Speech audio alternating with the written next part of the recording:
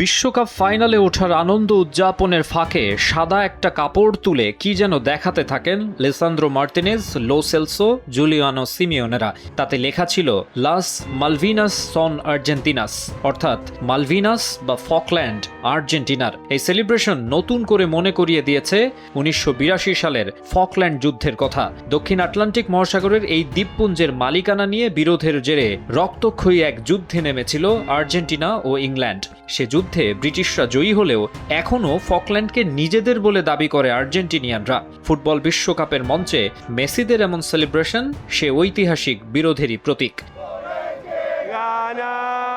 ইংল্যান্ডকে বিশ্বকাপ থেকে বিদায় করার ম্যাচটাকে ঘিরে বাড়তি রোমাঞ্চ ছিল আর্জেন্টাইনদের মাঝে। পুরোটা সময় যেন ফকল্যান্ডের দুঃসহ স্মৃতি চোখে ভাসছিল যুদ্ধে অংশ নেয়া দেশটির সাবেক সেনাদের। আটলান্টার জয় তাদের সেই ক্ষতে যেন কিছুটা হলেও প্রলেপ দিয়েছে।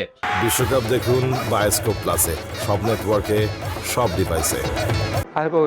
এটা আমাদের জন্য বিরাট ব্যাপার, এটা আমাদের আবেগাপ্লুত করে তোলে।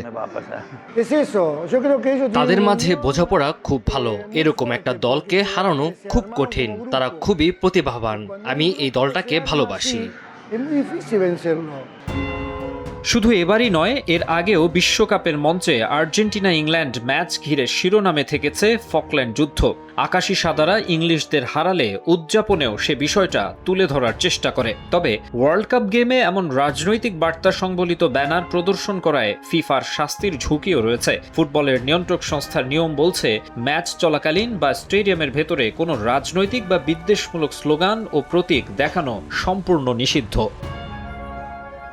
মাকসুম আলম খান, সময় সংবাদ।